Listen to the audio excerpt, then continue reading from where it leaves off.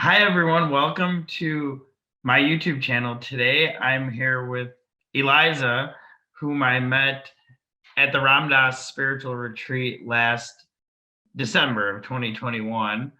And she was really cool, and I liked her energy a lot. And she was like a very interesting person. So I wanted to have her on today so we can talk about some things related to her life and some different spiritual practices she does that I find to be very interesting and intriguing. And yeah, welcome. Thanks for coming on with me. Thank you so much for having me, Alex. Yeah. So yeah, I mean, do you want to just tell us a little bit about you or Yeah, I would love to. Before I talk about myself, I would love to just share the moment that Alex and I met each other at the Ram Dass retreat because you said like you loved my energy and I feel like I loved yours without ever saying anything to each other because like we just kind of ran into each other on a stairwell and like looked at each other and started laughing and nothing was happening to make us laugh. oh It was just one of those yeah. things. I like it makes me think of the hey me it's you moment with Ram Dass where we just were like, yeah, we've known each other our whole like existence through every life ever. And it was so sweet and like we just kind of became close immediately. That was so cool. And it wasn't even the first, like it was like days into the retreat, right? Like it wasn't It like we were was. just like looking for people to hang out. It was just like out of nowhere. And then we just like I think went to dinner and then went to the chanting together. And it was like Yeah, so cool. exactly. It was great. That's awesome. That's So awesome. good. Yeah. Um But yeah, about my own spiritual practice, I really got into spirituality in general in 2020, like in the midst of the pandemic. I sort of had my intro to it, where I think a lot of people had that too. Things being fully shut down, no like normal human contact anymore. And my like initial intro was through Midnight Gospel, which is Duncan Trussell's TV show on Netflix. Um, and through him, I like became a big fan of that show, started listening to his podcast, which is where I got my intro to like Ram Dass and his teachings. I also started listening to like Raghu Marcus's podcast, which is where I just started to get a grasp on the concept of bhakti yoga. So at that time, I was kind of like starting to sample a little bit of like different spiritual practices, like being interested in Buddhism and Hinduism as the main two things. But Bhakti yoga just seemed to be like calling out to me. And for anybody who's watching that's not familiar with the term bhakti yoga, the word bhakti means devotion and the word yoga means union. So I always think of bhakti yoga as being like God communion, and it is very heavily focused on service to God, like selfless service to the beings around you in a way of your devotion to God.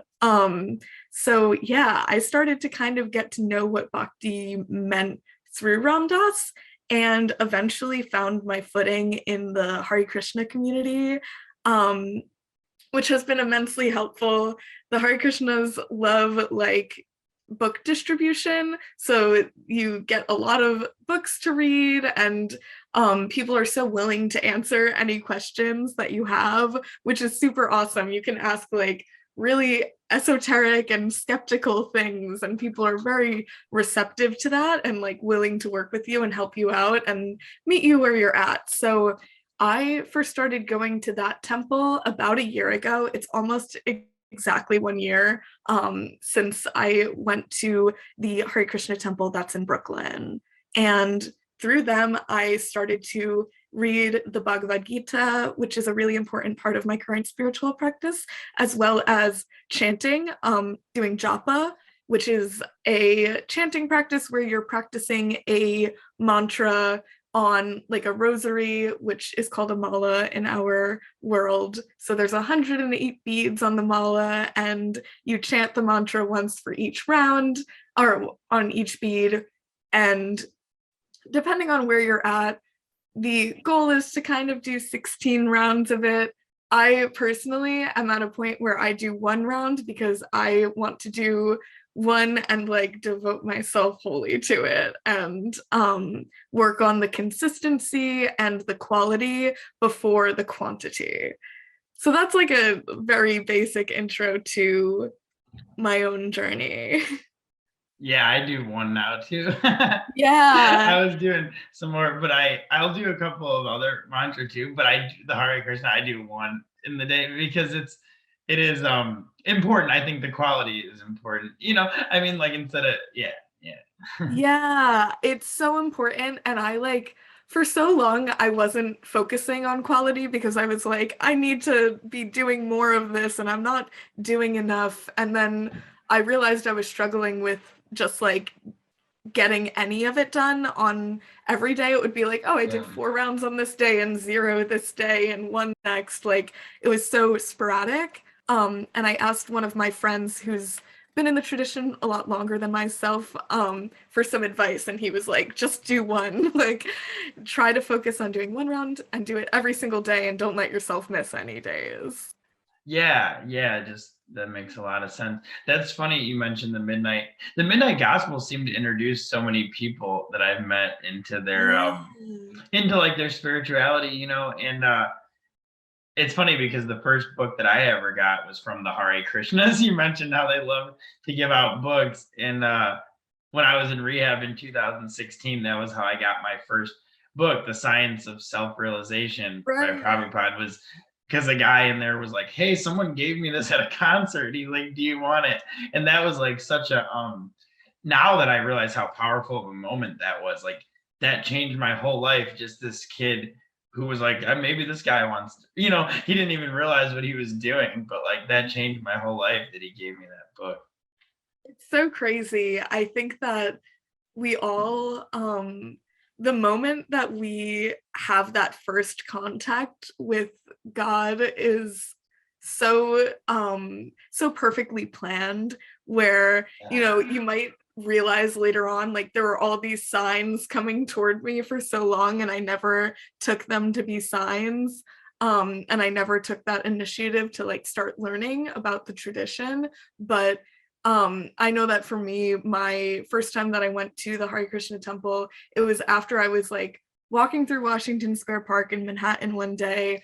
And there's always people in the city trying to hand you flyers for whatever they're trying to hand you flyers for. And most of the time you just like walk by and brush them off. And somebody tried handing me a flyer and I walked past them and I had this feeling of like, I think I should have talked to that person. So I turned around and I realized like they were wearing all orange and I was like, huh, are you a Hare Krishna? And they were like, I am. And so I just was like, give me all the information you've got. I'm going to come visit you guys. And I went to the Wow, temple a week later. Yeah. that's awesome. That's so beautiful. And Yeah. you've only so you that it was a year ago, so like it's been fairly new that you've done all like in the recent years. Were you like as awesome and lively as you are now before you started doing all that? I love that question. I I recently asked my friend a similar question because I see her as being like so awesome and lively, and she said to me that we're mirrors of each other, and I think that part of that is like the way that I feel when I'm talking to you. Like I feel energized and excited about what's going on. I've Yeah. always been like I try to be kind to people. I don't know if I've always been like this version of myself though. Yeah. Yeah. Yeah. Um, yeah, I like okay, I did want to ask because you mentioned the bhakti yoga, which I thought was really cool because it's funny because I know Ramdas used to say that like he always thought his spiritual path was gonna be like a deep meditator and not like a bhakti, a devotional loving path, but then it ended up being that.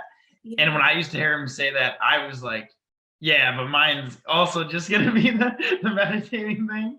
Um, and that's part of what I do, but mine also has evolved like more and more into devotion and like love. And I think that's like a really hard thing for people outward like in the West in the United States and where we live to understand. I think like a devotional path, especially a path with like a guru or anything like that, because I feel like it's not totally understood out here, and it's like kind of could be misinterpreted and not understood as like the way in which you use the devotion to free yourself, like the devotion to another being. So I don't know if you wanted to talk a little bit about that with us.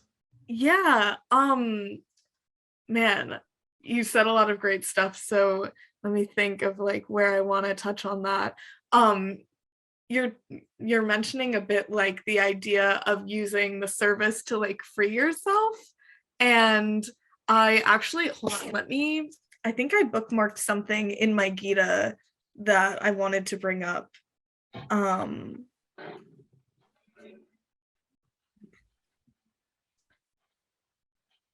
because there's a lot of talk about the like hope of fruition, which I think is something that you can apply to both those like deep meditative practices and the bhakti like devotional outward type of practice. So in the Bhagavad Gita it's chapter 2 verse 47. It says, you have the right to work but not to its results. Do not be attached to the fruits of work or to not working. So in the bhakti context, that would mean like you are doing your work for God. So even if it's Yeah. like your literal job, like I'm working at a bookstore, I want to be helpful to my customers and truthful to my boss and those ideas. There is the volunteering aspect where you want to like some people do like food distribution as a form of service, and instead of being like, I hope to get something out of this for the gain that I might have in the material world, it is, I want to do this to please Krishna. But in the deeply meditative sense, abandoning the hope of fruition is also important, because you have to, even if you're in the like stoic sense, you're not doing your work for the sake of getting a reward. Yeah. And that's the way you don't create any more new karma to keep having to Yes, deal with, is exactly. by doing things without intent, without attachment, because the intent is what creates the more karma, the more Yeah. action and reaction that you're going to have to deal with, whether now or beyond in another time. Yes, exactly. Any form of like interaction with Maya or illusory energy, that's how we build karma. And karma free work is what we do without the hopes of material gain. Yeah. Which is like really a challenge if you think about like for someone to consider everything you do throughout the day, like how much of it is intent. Do you have like little intents behind like you want people to think you look good, or you're trying to earn something or whatever? You like, how many things do you do from a pure space of service? How many people are you like, trying? And I think it's important you said that you could do it in anything, because like I happen to work in like a helping profession with like addiction recovery work, which I'm very grateful for, where I get to like to work with people all the time. But what you're saying is that you can do it, it's anywhere. It's like you can do karma yoga. Anything you do in your daily life Yeah, can be used for awakening purposes, which is awesome. exactly. It's definitely harder when you're not in like a helping environment frequently. Like it is super useful if you are in that type of environment. Uh to be able, like, you're helping people, it's naturally part of the work. But you're right, exactly, like everything that we do, everyone that we interact with, every animal we interact with, like even Yeah. when we're completely alone, the way that we're thinking, that can all be adjusted in a way that is of service. Yeah. Yeah. And so do you think like, okay, so opening your heart to love, right, is like that's what the bhakti path is like really a lot about. And Yeah. chanting and singing is like a huge part of opening your heart to love. So that was one of the big things I wanted to talk to you about, because like I told you, I had never done any videos or anything on mantra practice, and I know that's a big part of your path, which you just mentioned. And I recently started chanting, I would say like regularly in about the past 6 months. And it's went from being something that I did a little bit and I would more meditate to really becoming the main spiritual practice that I do. And there's times like yesterday I chanted before I talked with my friend Luke, and I started crying actually chanting Shri Ram Jai Ram. And I just never would have thought years ago that what the power could be behind that, and like how like calling out the names of God could open your heart so much. And so yeah, I guess if you could just talk a little bit about what you think the chanting like does for us, what the power of the words actually are, the power of the mantras, how you kind of see all that. Totally. Yeah. So for starters, I would definitely mention like how these mantras are ancient and they're something that has been used for so long. Most of them are repetitions of names of God. Like the Hare Krishna Maha Mantra is Hare Krishna, Krishna Krishna, Hare Hare, Hare Ram, Ram Ram, Hare Hare. And those are names of God. So even though it doesn't have like you're not saying a prayer in the same way that like you say a Hail Mary, you're still communicating with God. And like I said, they're ancient. So like we're speaking this Sanskrit, and sometimes Hindi will be like thrown into it as well. These like ancient mantras that have been passed down from generation to generation, which kind of shows how well they work, that like they've been around for thousands of years. Um, and that you and I have talked about previously is like the way that the tradition is taught by God. So, for example, the Hare Krishna Maha Mantra, it exists for a very long time, but it was popularized by Lord Chaitanya Mahaprabhu, who lived in the 15th century, and he is thought to be, or I believe him to be the a avatar of a combination of both Krishna and Radha, who is like his eternal consort. You could say like his wife, really, like in a sense. So he's a combination of those two. So it really is God that is like popularizing this mantra and speaking it. And his lineage is how we end up with all of our teachers today who are teaching those things. So there's the fact that it's ancient, there's the meaning that the words are very important as they are, to not be like an English translation of words, and the fact that they're being taught by God himself. And then there's also just like the idea that we say that the names of God are God himself, which is like a very esoteric thing to say, but it is very true. It is kind of like if you have a picture of Krishna, we treat that as Krishna's presence as well. And the name Krishna, every time I say that, that is Krishna appearing right in front of us. Yeah. And there's Yeah. the Bible verse that I love to quote to kind of back this up is, in the beginning was the Word, and the Word was with God, and the Word was God. The Word was God. The Word was Krishna. Krishna is Krishna. Yeah. Wow. Yeah. Yeah, definitely. And I think like you said, the mantra is given the power when it comes from God, and then over time of people chanting it too. I know Ram Dass has said like when you chant Om or you chant a mantra, you're chanting not just alone, but with every person throughout time who's ever chanted that mantra, who's ever like put that out into the universe, is like their power is coming to you as well. And I just, yeah, the power of the name. I've been listening to Krishna Das's Chance of a Lifetime book on Audible, and that's just like what he stresses so much is the power of the repetition of the name.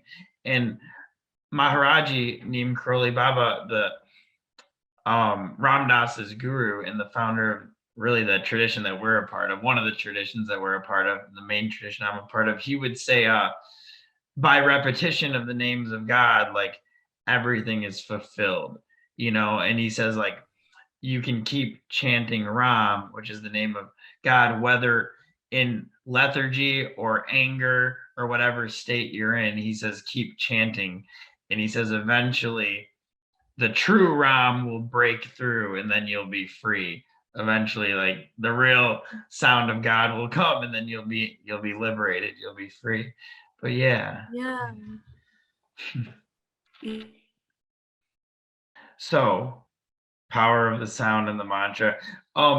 So what chants do you do? Do you mainly do Hare Krishna chant? I just chant Hare Krishna, really. Yeah. I And my like alternate to that is sometimes I'll write out Ram a lot, like how Neem Karoli Baba would be writing Ram out in his notebook yeah, like all the time. Sometimes I'll do that because I feel like I love to deepen my connection with Neem Karoli Baba because he's like the first guru that I really had that connection with before I like knew about Prabhupada and started to chant Hare Krishna. So I definitely like to do that because it makes me feel close to him. that's awesome. See, I wanted to ask you about Maharaji, about Neem Karoli Baba, but I didn't know how your relationship there was, because I know some people in the Ram Dass tradition that are newer to it, like have the connection with Ram Dass and not so much Maharaji. And I know for me, it's like developed more and more over the years to where now I'm feeling him really to be my guru, which is also an often misunderstood term out here as well, because of people have bad experiences, like they'll call anybody a guru and then people do things and that are bad and they think like you're Yeah. giving to some guy.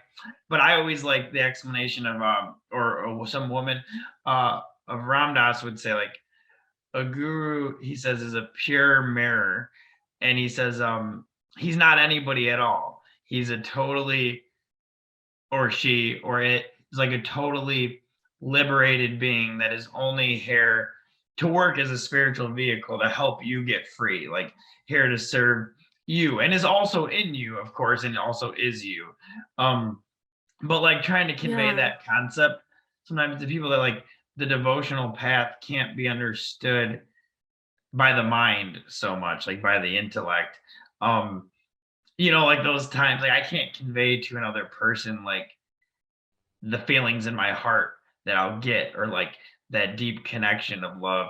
um but yeah, I've been feeling so connected to Maharaji. How do you feel about like your connection there? And like, obviously you say you do the writing, that's really cool.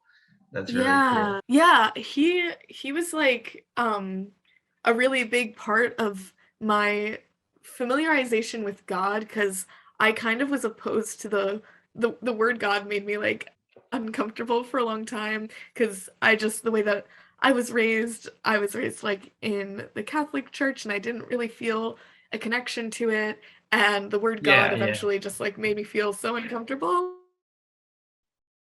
So I think that like listening to the way that Neem Karoli Baba talked about God and said like sub ek, like it's all one really helped me to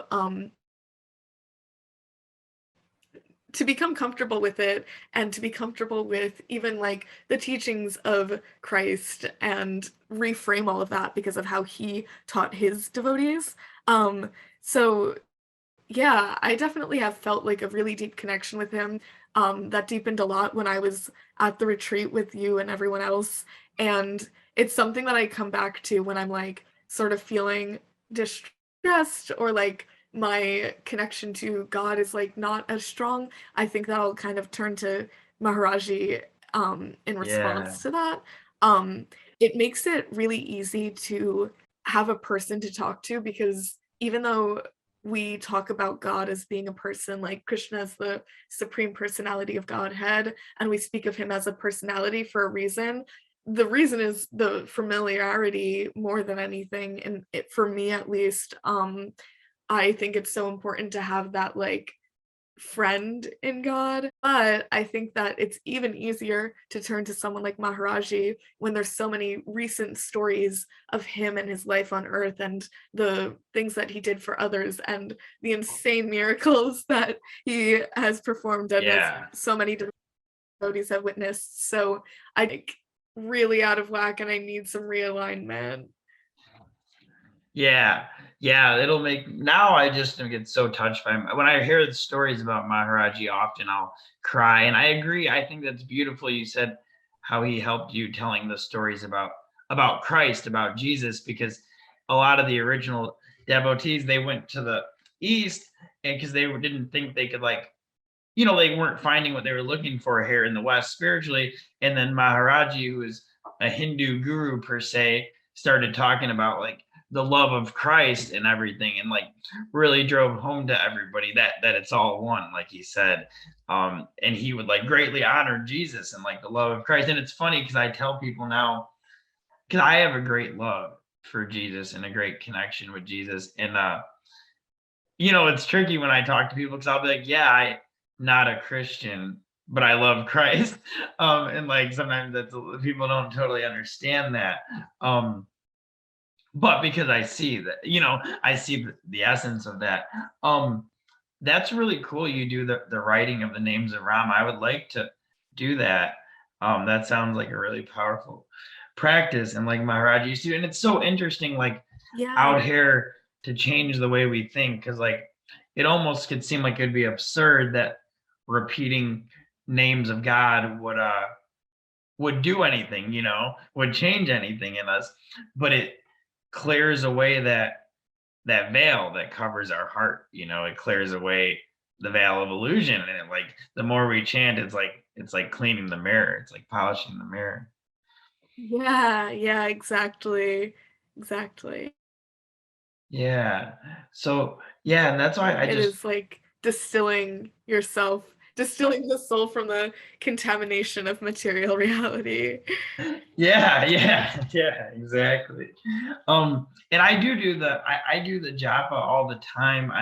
Well, yeah, I have my beads right here. I take my beads everywhere I go, and I repeat the name of Ram, and to where it almost just goes on its own now, like in my heart, and I can feel it like always bringing me closer to God. But it's funny because it really is very misunderstood. Because people ask me about them all the time, and usually people think that I'm just doing it because of like it's kind of like a nervous habit to do. But people ask me about them a lot, so that I explain to them what it actually is and what they're done for. Because it's like it's something that's not common out here, so it's not really understood. But for me, it's a way of always being in the presence, like always coming closer to God, always. And like sometimes it'll go unconscious and stuff, but like of that device always being there to like keep bringing me back and bringing me closer. Yeah, exactly. Yeah, even when I don't have my like mala beads with me, I will still kind of chant it in my head, especially if I notice that my thoughts are going like in the wrong direction. Like if I start to feel anger or like I don't know, filling in blanks of reality where you just start to be like, well, this is probably what's actually happening and like you get mad at people for things they didn't even do. I like always will come back to the mantras and just do it in my head even if I don't have my beads. That's awesome. And that actually brings me to what I had forgot I wanted to ask you is like, what do you feel about like the internal, because if someone was listening and they're like, oh, well, what is that like, what do you feel like it does to you inside when you chant? Like, how does your mind and spirit change when you're doing this? Yeah. So when I'm chanting in my head or out loud, either way, my entire focus goes away from whatever my brain was thinking about and it turns to Krishna. And so, like, it helps to slow the thoughts that I'm having and recenter where I'm at. And more than anything, I start to just feel like love radiating from me. I tend to, when I'm chanting, feel like the pressure on my head sort of lifting away, and I'll be smiling pretty quickly after I start. So it's very much so just a way of like hanging out with God for me. And I have all of those like physical experiences, and whether I'm chanting like internally just in my head, or I'm whispering, or I'm speaking out loud, I have a lot of great effects, but each one is greater than the other. Like if I'm speaking it but at like a whispering level, it's better than it is when I'm just in my head. I feel like I'm able to focus on it for longer, without like getting distracted, and I'm able to just like feel more of the benefits. I even think that it just kind of gives more of myself to the practice. And when I say it out loud and I'm really like speaking at like this volume that I am right now, it really has like such a powerful effect. And chanting can bring you into such an ecstatic state. You said it the last time. You were like, you can get higher than you ever could from drugs by doing chanting. By chanting. Yeah. Yeah, exactly. Like, especially, I think that kirtan's the ultimate form. When I like sit through a really good kirtan session and I just hear people and sing along with people for a long period of time, and I'm like dancing, my hands are in the air, and I'm like shouting Haribol and all of this stuff. That's like the most intense form of the holy name for me. And I just like, it's true. I think that is more of an intense euphoria than any drug could possibly give I remember at the retreat because we were like you. sitting together for the chanting, but every time once it got going, you'd be like, I gotta get up and go dance. And you'd be like dancing Yeah. with everybody, which is Yeah. awesome. Yeah. Exactly. And it's so awesome how it works up that energy in people, you know. And I think the more you chant, the easier like you can get into that space. Like I've been doing out of the Sikh tradition, it's called Kirtan Kriya for Kundalini yoga, and I've been doing it for 40 days. Well, I'm in the process of the 40 days, and you do Satanama, and you like touch each one of your fingers while you do it. So you go Satanama, which is the cycle of like creation, sustenance, death, and rebirth. And I know like the more I've done it, the quicker I get into the space. Like you do it for 30 minutes a day, but I did it right before I got on the Zoom call with you, and I was like on a phone call before, so I didn't have that much time, and I only did it for like 4 minutes. Um, and like 2 or 3 minutes into doing it, I was like so deep and like present and blissful. And I think that's one of the benefits of like continued practice is like you're able to get into those spaces quicker, you know. And like sometimes I could just hear like Krishnadas come on and play kirtan and hear him chant, and all of a sudden I'm like in that space, you know. Yeah. I totally understand what you mean. Yeah. Yeah. Did I tell you about that dream that I had about Maharaji? Oh, you did. Yeah. Yeah, when I was in the yeah, when I think I said it in that text message. So that was to reiterate, that was about this, you know, that was about the names of God. It was like it was so interesting because a lot of times people have talked about having like dreams of Maharaji coming to them and stuff. And I never had anything like that. Um but it was like so vivid, and I was sitting at a table. It was like in some old building, and I was sitting at a table, and there was a bunch of other people at a different part of the room, and I was like, oh my gosh, I'm like sitting alone with Maharaji. And he grabbed, what did he do? Oh, I had the beads in my hand, and he was like, what are these? And I was like, mala beads. And he said, what do you use them for? And I said, I use them for japa. And he said, and he like smiled very sweetly and nodded, and he was like, you have to keep repeating the names of God. And it was interesting because like he was known in like his stories to kind of talk to people in that way, like ask him little questions that like he obviously knew the answers to. And Yeah. it was so interesting, the rest of the story too. What happened in the dream was, it was almost like it was in the past, because I knew, I was like, in the dream I was like, oh, he dies in 1972, so he's going to be gone soon. And then it was like weird because his body laid out on the table and it like turned all old, so it was like really interesting. This happened in the dream and I was like, oh my gosh, he's like, this is show for seeing his death. And then all of a sudden I was like in the other side of this room with a bunch of other people, and he like was coming from behind and he was like talking, and he was like, every once in a while a being comes to earth to like teach love. He's like Christ or like Buddha. And then he said, and every once in a while I come. And he was like, ha ha ha. And then he laughed and walked out of the room. And that was like the end of the dream. It was like so Oh my powerful. gosh. Yeah. Wow. Yeah, it was really cool. So I feel like I've been drawn definitely deeper in that direction, deeper into those devotional practices, into like that connection with the guru, into the chanting and like the power of the sound. And yeah. Yeah.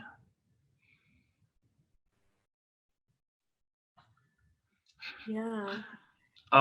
What do you think? Is there anything else you wanted to touch on or to say about that, or any other topics you wanted to touch on? You know,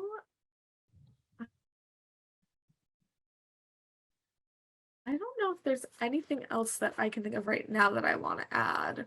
Um, yeah, anything else that I could think of would probably take us another like hour of time to talk about. So, yeah, this has been really great though. I love talking to you. You're like my favorite person to like talk about this stuff with. You have such deep intuition, and I think that we view the world through a similar lens. Yeah, yeah, I really appreciate you coming and sharing these things. I did want to talk about them, and you are so energized that like it does give me energy when I talk to you, which is usually what people say to me, but I feel that way talking to you.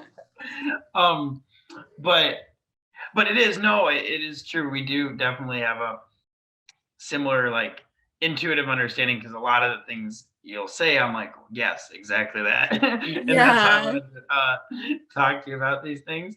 Yeah. Yeah, no, I really appreciate it. And I did really want to talk about the chanting and the mantra practice, because like it's so little known out here, and it's so powerful. And also it's interesting to know that, like, wouldn't you say you could probably use um Christian word, like you could probably do like hallelujah, or like a name of God or Christ, or Allah, or a name like that for mantra too, if you wanted to. Yeah. Oh, that's such a great thing to say. It actually makes me think of like more than one conversation I've had. So, one thing that I've heard, some was telling a story about these three like miserly men who lived in such and such a place, and they were like chanting these mantras that they made up themselves, but they were like very rudimentary mantras. And so this saintly man comes and visits them and teaches them these new mantras instead, and they learn these new mantras. And as the saintly man is leaving, and he leaves by boat, I guess these people live on an island, and this I like only half remember that detail, but so he's leaving on a boat, the saintly man, and as he's leaving, the miserly men have already forgotten these new mantras, and so they start running after him, and they start to run on the water using their rudimentary mantras. Mantras. Yeah, and they get to the saintly man, and he's like, "Stick with your own mantras. You don't need mine." And then I also had a conversation with a teacher one time. Yeah, I love that story. I think it's so awesome.